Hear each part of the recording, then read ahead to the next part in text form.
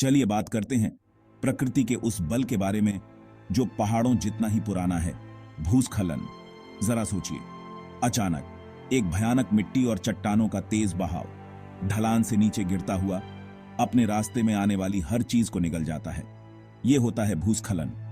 भूस्खलन कोई मजाक नहीं है, ये कहीं भी कभी भी हो सकते हैं, अक्सर बिना किसी चेतावनी के। एक पल जमीन ठोस होती है और अगले ही पल ये मलबे की उग्र नदी बन जाती है।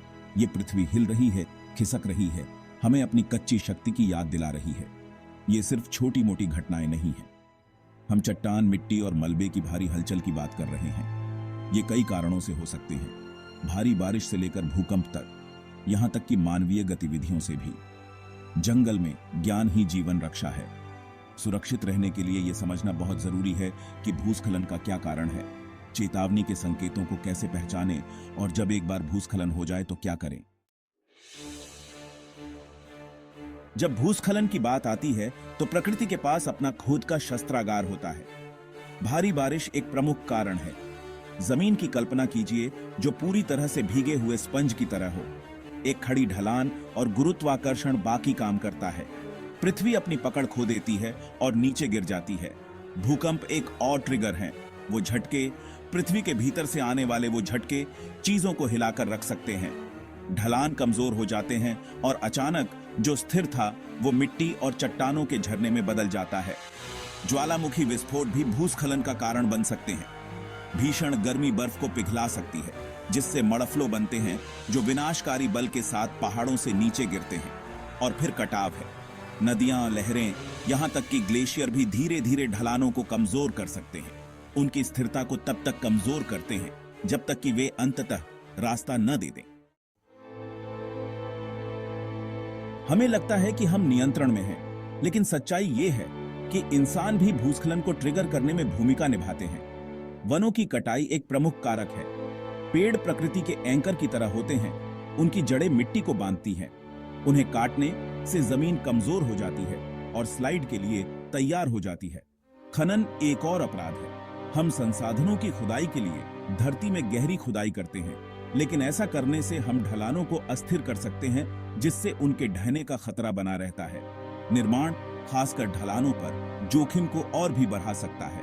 सड़कें, घर बनाना, ऐसी कोई भी चीज जो ढलान की प्राकृतिक जल निकासी और भार वहन क्षमता को बदल देती है, उसके अनपेक्षित परिणाम हो सकते हैं। हमें अपने प्रभाव के प्रति सचेत रहने की जरूरत है। इन आपदाओं को ट्रिगर करने में अपनी भूमिका को कम करने के लिए टिकाऊ प्रथाएं, जिम्मेदार भूमि प्रबंधन महत्वपूर्ण है।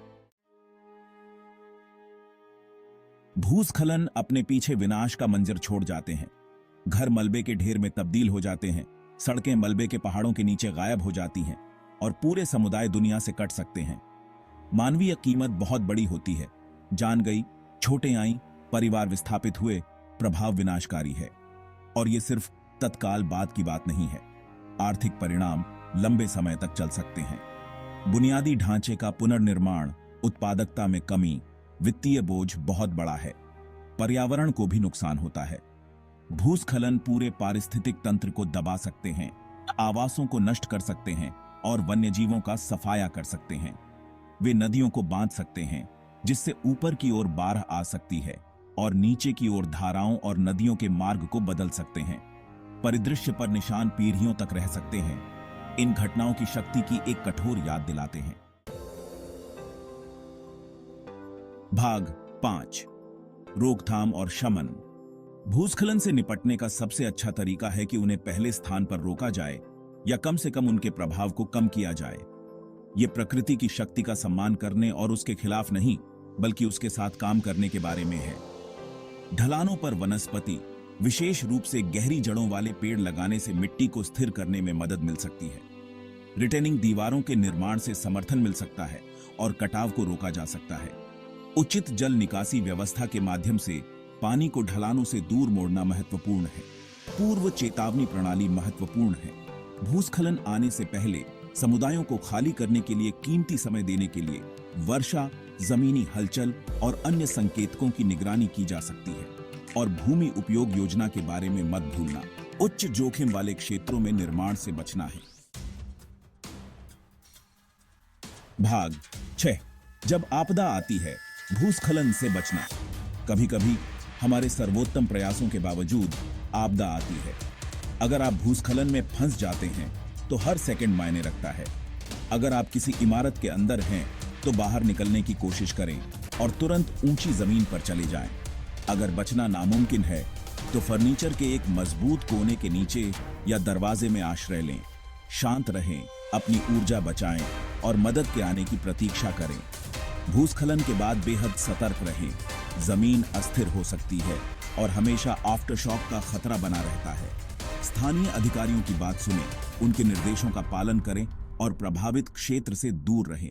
याद रखें, आपकी सुरक्षा सबसे महत्वपूर्ण है। सूचित रहें, सतर्क रहें और जीवित रहें।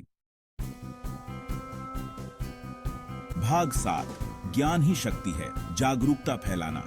जितना ज्यादा लोग भूस्खलन के बारे में जानेंगे, हम उनसे निपटने के लिए उतने ही बेहतर तरीके से तैयार होंगे। बच्चों को भूस्खलन के खतरों और सुरक्षित रहने के तरीके के बारे में सिखाएं। सामुदायिक अभ्यास करें, जन अभियानों के माध्यम से जागरूकता बढ़ाएं, बात फैलाएं। ज्ञान बांटना महत्वपूर्ण है। आइए अतीत की घटनाओं से सीखें, विज्ञान का अध्ययन करें और इन प्राकृतिक आपदाओं की अपनी समझ में सुधार करें। जितना ज्यादा हम जानेंगे, हम जोखिमों को कम करने और अपनी रक्षा करने के लिए उतने ही बेहतर तरीके से सुसज्जित होंगे। लचीला समुदायों का निर्माण महत्वपूर्ण है। इसका मतलब है कि पूर्व चेतावनी प्रणालियों में निवेश करना, निकासी योजनाएं विकसित करना और यह सुनिश्चित करना कि बुनियादी ढांचे का निर्माण प्रकृति की शक्तियों का सामना करने के लिए किया गया है। भाग 8, हमारी जिम्मेदारी का खुद को और अपने ग्रह की रक्षा करना। भूस्खलन प्रकृति की एक शक्ति है, लेकिन उनके प्रभाव को कम करने में हमारी भूमिका है। ये पर्यावरण का सम्मान करने, जोखिमों को समझने और कहूद को और आने वाली पीढ़ियों की रक्षा के लिए कदम उठाने के बारे में है।